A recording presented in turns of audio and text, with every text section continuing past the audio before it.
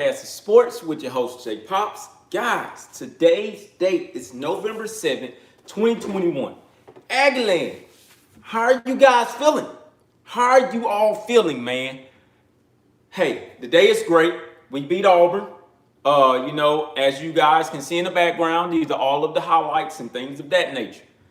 Now, before I get started, we have Ole Miss on next week.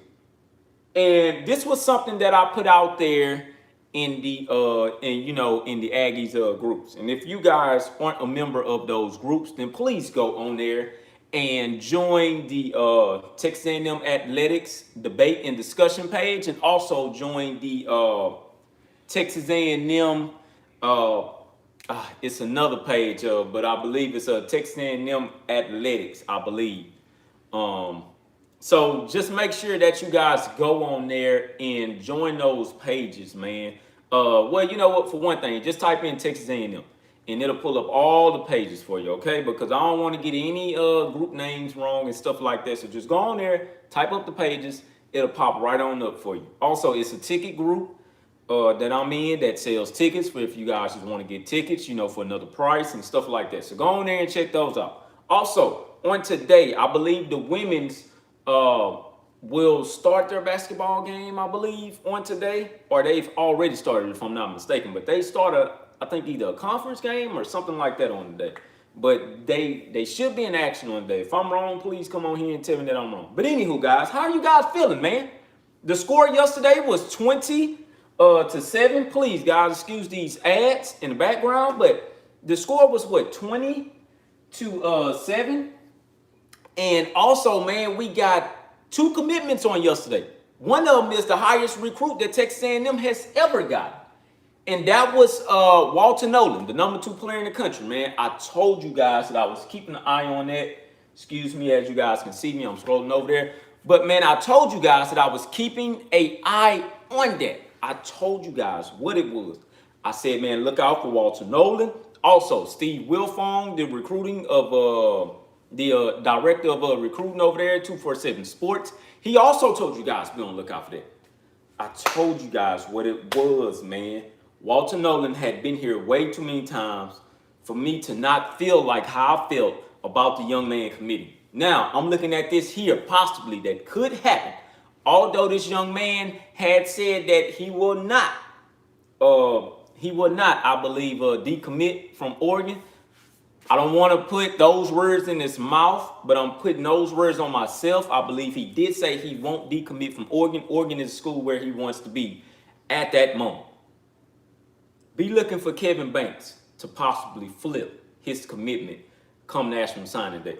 I'm already seeing the rumors all over Instagram, all over Twitter about, man, who are y'all paying down there to get these guys to come down there for the visits? I see Jimbo is in his bag. I see Texas A&M is now pulled up the Brinks truck. I see et cetera, et cetera, et cetera. Why can't we have the number 2 recruit overall? Texas had the number 1 recruit overall, didn't it? At 1 year with Vince Young. I didn't hear anybody say they was pulling out any bags. So now, matter of fact, LSU, Alabama, they've had the number 1, number 2, number 3, number 4, and number 5 commits. I don't see anybody saying nothing to them. Well, that's because that's what they do. They're used to doing it. So why can't Texas A&M do the same? Well, because they're not known for winning national titles. Georgia hadn't won no damn national title since 1980. Excuse my language. But all of a sudden, they can sign a number 1, number 2 recruit, and Texas A&M can't. What is the issue? You guys don't want to believe that Texas A&M is now taking football very, very, very, very, very seriously now. I told you guys this, man. I told you guys. What is, I'm looking at a comment right now. What's our chances with the Clear Lake cornerback? Well, I'm going to tell you like this here, man. Barry Alexander is already over there at Georgia. All right. Why am I saying Barry Alexander? Because Barry's at Georgia. Barry's from Texas. All right. Julian Humphrey, I believe before he made this decision to Florida, he was already looking at Georgia overall. But Texas A&M was there also. I'm going to say it like this here, man. If I have not heard anything from Bobby Taylor mentioning Julian Humphrey none whatsoever, then I'm going to say Georgia gets him. I'm going to say that Georgia gets him. But then again, Bobby, Donovan Green, Ish Harris, those three guys in particular, and also Malik Silla, and now Walter Nolan and Chris Marshall. How you guys feeling about Chris Marshall? You guys have been saying that you all wanted a wide receiver. I've been hearing this from a Texas A&M, from an Aggie family out there. We need a wide receiver.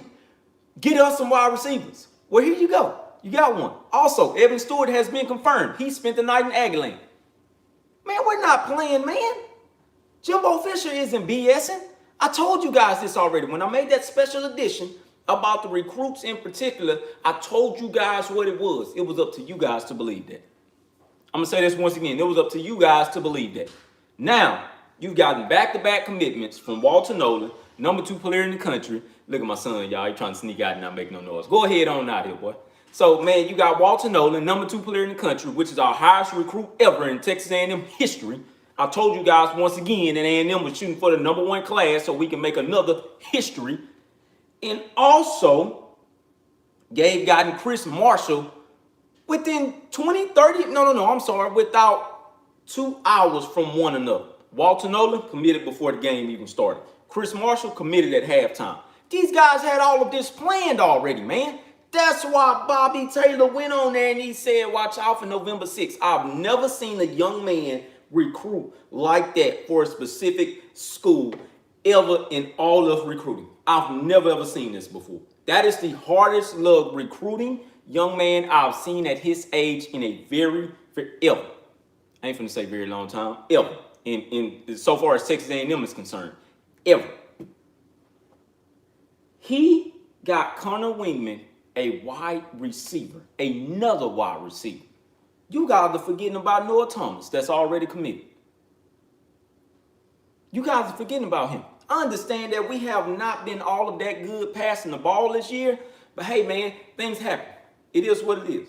Also, before we get into this Auburn overreaction once again, we've already beaten Auburn. Moving on to Ole Miss. I will get into that later on throughout the week. With Ole Miss, I posted some out there for Ole Miss. And I knew that I was going to get some reaction from off of it. What I said was, I'm not very concerned about Ole Miss. And I stand by that. I'm dead serious when I say that. I'm not very concerned about Ole Miss. That ain't trying to be cocky. That ain't trying to be none of that. Only thing that I'm saying that I'm not concerned about Ole Miss is because of their 104th ranked defense. But we opened up as a 1-point favorite. The only reason why they're saying that we're a 1-point favorite is because they haven't seen enough from the offense. I've seen what I needed to see from the offense to tell you guys this here. Listen up to me close. Zach Calzada is our starting QB going forward, period. That young man has toughness out of this world. Passing accuracy might not be there, but then again, all of those drops yesterday added to why his accuracy was how the way it was yesterday. Too many people dropped the ball. Way too many. That is way too many people dropping the ball out there. You cannot blame all of that on Zach Calzada. I'm sorry. All right. So what I will say is this here, man. Texas A&M will run the dang ball, man. Listen to me when I tell you this. Texas A&M will run the dang ball, man. What are y'all not believing in that? Texas A&M is going to be a run-heavy team throughout the remainder of the year. We don't need to throw the ball like that. I like what you said at the bottom right there, man. Caleb Chapman is back to being a deep threat at wide receiver. We're just waiting on Demond Demas to continue to develop as the season goes on. This is his first time getting legitimate action throughout the entire season. We're just waiting for Demond Demas to continue to play catch-up. Excuse me for a minute. But, man, we're just waiting on Demond Demas to continue to play catch-up. That is it. He will find his rhythm eventually, and he will be a premier wide receiver threat going forward. But for right now, Caleb Chapman is the deep threat, and we all know that. Jalen Watermeyer is the premier middle-of-the-field threat, and he's going to take the tackle knowing that he can take all the body shots that you got to offer. That's just that. Anaya Smith can play anywhere on the field and that's no question about that. You know? Also, just like the young man said at the bottom of the screen, I've been saying that Texas A&M now has the depth chart to compete in the SEC West in general. You guys seen that. We have the depth chart now. Also, this team. And I love this moment here from that defense. That defense is living up to who they said that they were going to be and who we all thought that they were going to be. All right, wrecking crew. R.C. Slocum was at the game, wrecking crew. All right, so anywho, man, like I said before, man, I love this about this team. Immediately after A-Chain fumbled that ball, good God Almighty, he fumbled. Ooh, that was, man, we should have won this game 27-3, to be honest with you. But anywho, we're second. We are now second in defensive points per game. They don't give up points anymore. I told you guys we were coming. But anyways, man, that defense immediately picked up A-Chain after he fumbled that ball. All I saw was DeMarvin Leal, Jalen Jones, my boy that's the linebacker out there. They had a hell of a day. I mean, man, I saw everybody immediately run to the field and pick A-Chain up and say, hold on, man, don't worry about it. Just hold on. Don't worry about it. We got you. And they meant that. We got you. We got you, man. We got you. I believe right after that happened, I believe when they went out there, Bo Nix fumbled and they got the ball and they went to go and score that touchdown for A-Chain. No. We told you we got you. That is the team that we were all looking for. Everybody has everybody back. You didn't make the play? Well, watch this here. I bet you we're going to make it. Or we're going to make the play. That defensive line just got even better. Once again, y'all haven't even much seen Tomas Adeli. We have not seen Shamar Stewart. What's his name? Shamar Stewart, I believe. No, I'm sorry, Shamar Turner. We haven't even much seen Shamar Turner all of that much. And in the limited action that we did see Shamar Turner, he made a sack. He is very disruptive. We ain't seen him all the way yet. Hold on, wait a minute. We ain't seen Tomas Adeli, in which he will not transfer. Don't come on here talking about, oh man, these guys are going to start transferring. I hate when you guys do this to us. They're not going to transfer, guys. But he hasn't, he's not going to transfer, but we haven't seen him. And we haven't seen Elijah Jew. McKinley Jackson, y'all still haven't seen him all the way. Isaiah Rakes, y'all still have not seen all of him yet. My boy from New Jersey, who I like so much, man, because I've seen his commitment, Fidel Diggs. Fidel Diggs is undoubtedly a first-round talent defensive lineman. When he gets on that field, he will be unstoppable. Almost all of these guys that I've named that are starters, that I did not name that are starters, which is Clemens, DeMarvin Leal, it's some other guys who I'm forgetting about the names because we got so many D linemen right now. All of those guys will be gone next year. They're all going to the NFL. They're all going to the NFL. Somebody's asking me about Chase Lane injury. I have no injury update on Chase Lane, none whatsoever. But I guarantee you when Chase Lane gets back out there, Chase Lane will continue to go. Or if not, Chase Lane may just be nursing it to the fact that where he's just going to stay out throughout the season and not risk anything, okay? In which I don't have a problem with because Chase Lane will come back and undoubtedly be the starter because Anaya Smith will leave, people. I'm sorry, Anaya Smith will leave. Also, Caleb Chapman, he could come back for another year just to give it one more shot, but because he's had so many injuries, I believe that he will leave. Another wide receiver, of course, who's the tight end, Watermeyer, he's gone. He will leave as well. It's a lot of these offensive guys that's going to leave, man. It's going to be other wide receivers that will have to step up. That's why everybody stayed back. Jalen Preston, if he stays, he will undoubtedly be a threat at the wide receiver position.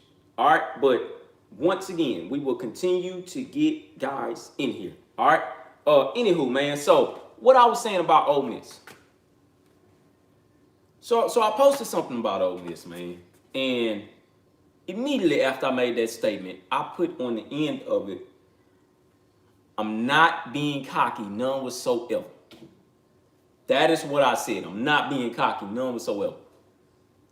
I knew a lot of people were going to take that all the way from out of context. Oh, man, what you mean, man? Well, I'm glad the players didn't think like this. What are you talking about? Of course they didn't think like that. They aren't supposed to. I'm telling you the things that I've looked at, though. Once, first and foremost, I don't take Lane serious. That's me. That's my own personal opinion on that. I do not take Lane Kiffin serious as a head coach. I still don't. Understand what he's been doing at Ole Miss. Who has Ole Miss really beaten, though? They beat Arkansas, okay? I think they beat Mississippi State, if I'm not mistaken. Okay. I know I'm only naming those two because those are the two teams that everybody's going to bring up because we lost to those two teams. Okay, that's fine. They beaten Tennessee. Okay. Continue to go here. Who else have they beat? They beaten Liberty. Okay.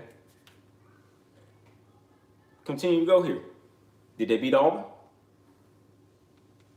Because Auburn undeniably has a damn good defense that I really, really did not know was that good. But they had a darn good defense. Right? They had a good defense. Okay. Did they win that game or lose that game? By 11. Okay.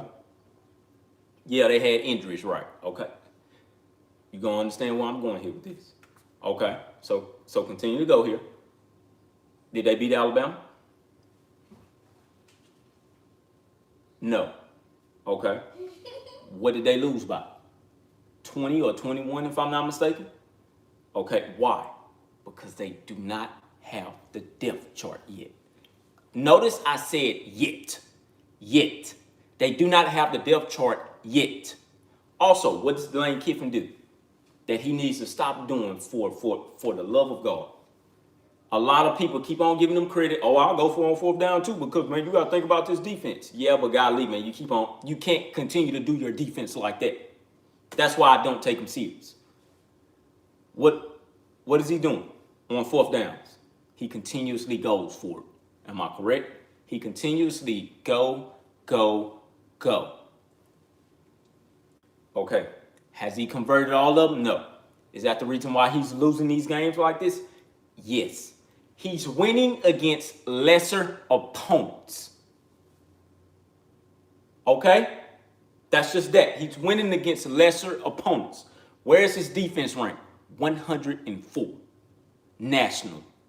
That is why I said what I said. Just to clarify that is why I said what I said. Matt Corral is going to be Matt Corral.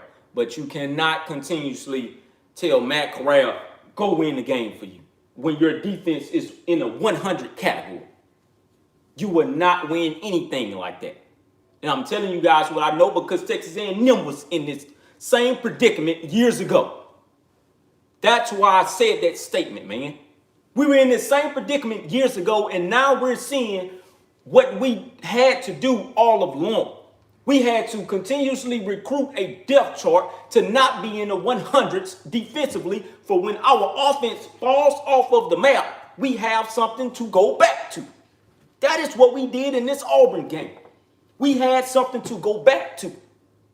We fell off the map offensively, but we said to hell with that. We're going to lean on this defense. And then what did the defense do? They only gave up 3 points, in which hadn't been done before since 1950 freaking 7.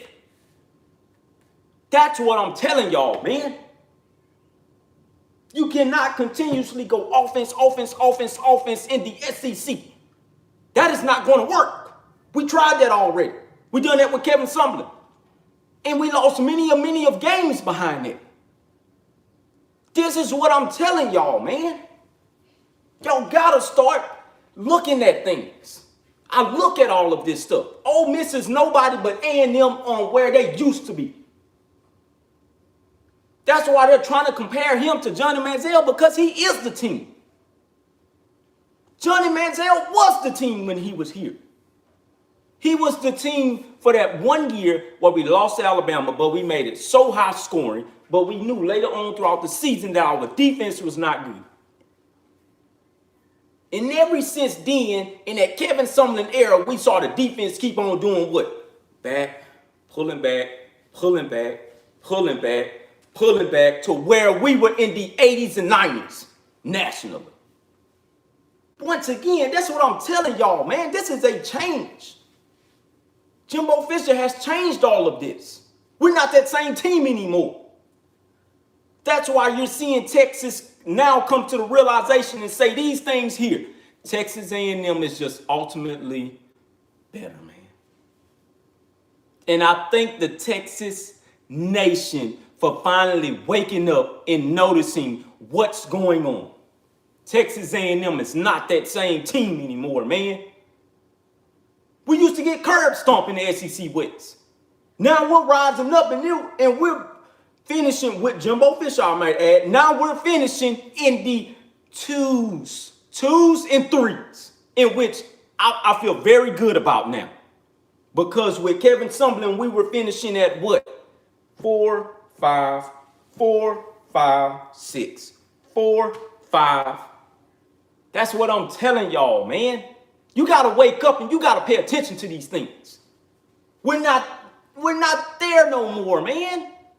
Look at the defense now. That's a wrecking crew that came back here.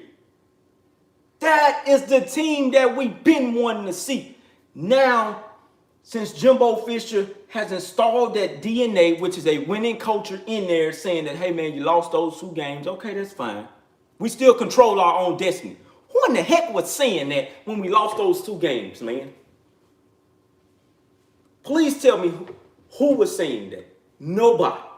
Nobody was saying that we were going to get anything. I sat up there and I saw every media outlet everywhere bash us, kick us down the road like we were an afterthought.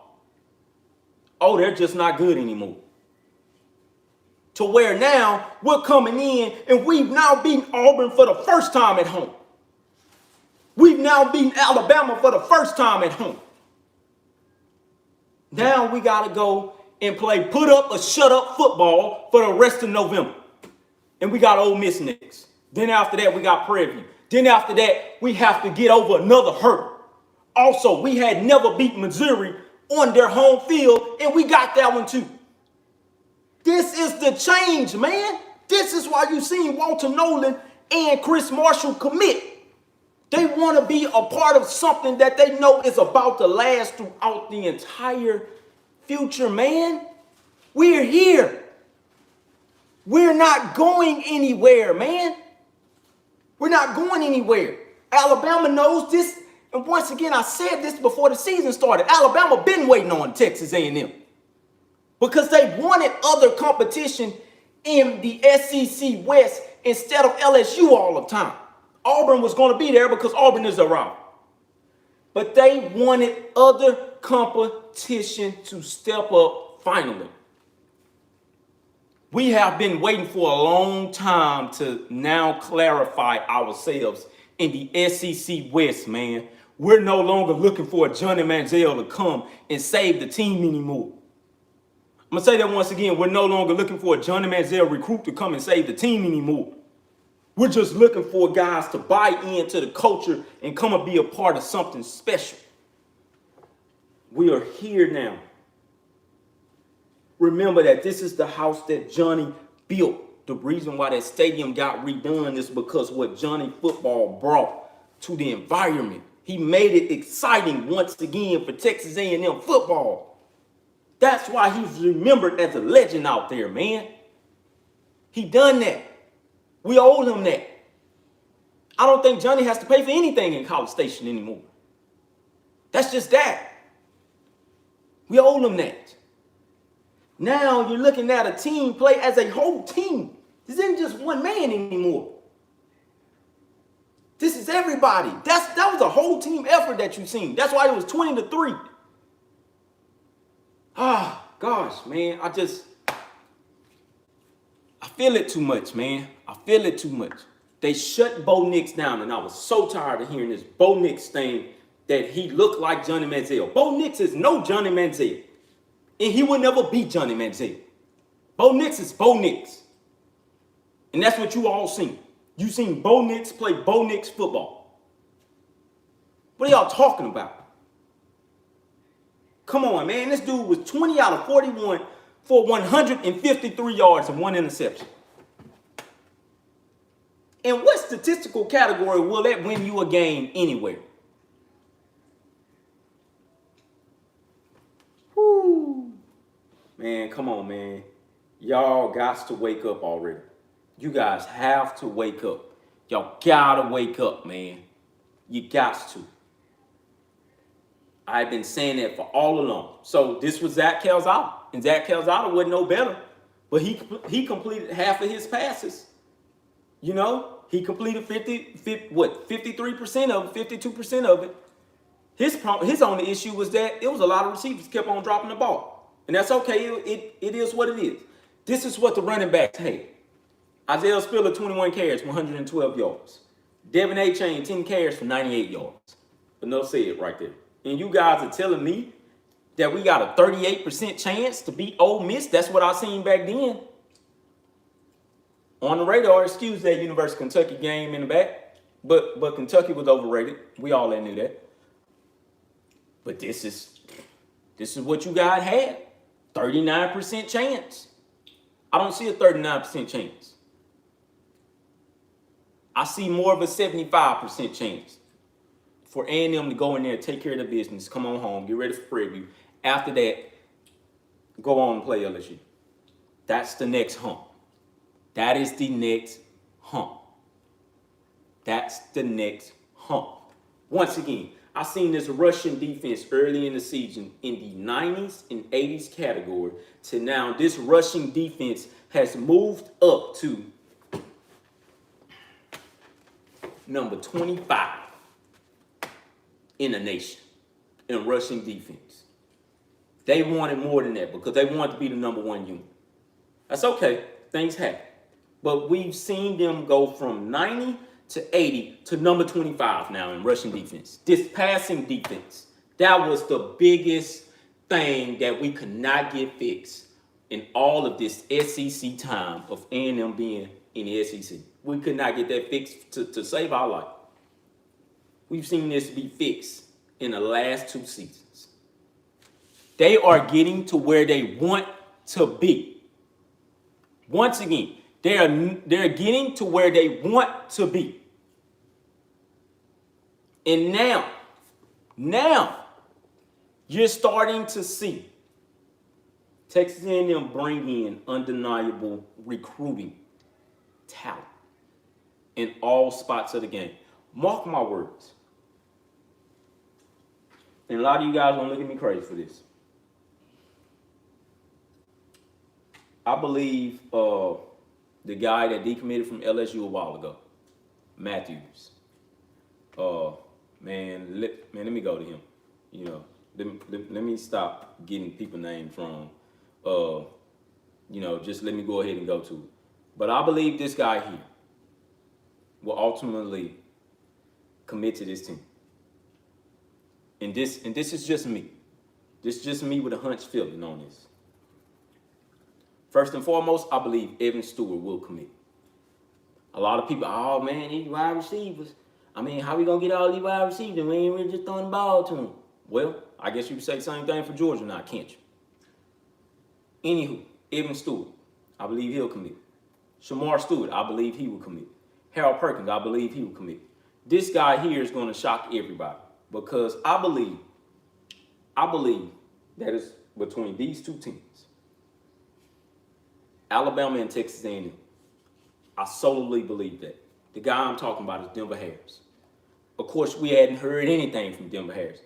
We hadn't heard anything from Evan Stewart. But I told you guys, do not get him off your radar. I told y'all that. And Evan ultimately came back. I believe we'll get Evan Stewart. That's just me. That's how I feel. And it is what it is. I believe we'll get Denver Harris when it's all said and done. He will be a real late commitment, but I believe we will get him. The next guy. That's why I say I don't want to get his name wrong. Jacoby Matthews. I know we ain't heard nothing from Jacoby since then, but Jacoby, let those guys be them. Let them play their seasons, get their seasons over with, stuff like that. They'll engage when the time is right. I believe we get Jacoby Matthews when it's all said and done. and he's the safety, and he's the 5-star safety. I believe I believe we get that guy. I solely believe that. Cam Drewberry. I believe Cam will commit very, very late on National Signing Day. That's me. That's what I believe. But Jacoby Matthews was the one. That's the guy that I'm now putting my finger track on, and I'm following him. Enai White, I believe Enai White was signed on either before early signing day or he'll sign right on early signing day. The reason why so many defensive linemen continue to commit to this school is because of the simple fact of that they now see Texas A&M doing what they should have been doing all along, in which is rotating players in and out, in and out, in and out. They're rotating. That's what you need. Look, tired of talking about this. You guys have to continuously see it. I'm going to say what I say. The national media is going to say what they say. You know, so, hey, man, it is what it is. I thank all of you guys for tuning in once again, but this is the overreaction. We're beating Auburn 20-3. Now we have to move on to Ole Miss. We ain't done yet. Recruiting wise, we're not done yet, okay? We are not done yet. We will be back for more, all right? Please continue to tune in. I will continue to do live. This will not go away. I told you guys this. I'm not going to record and upload anymore. This is all live stream from here on out. I thank all of you guys. #GigMax.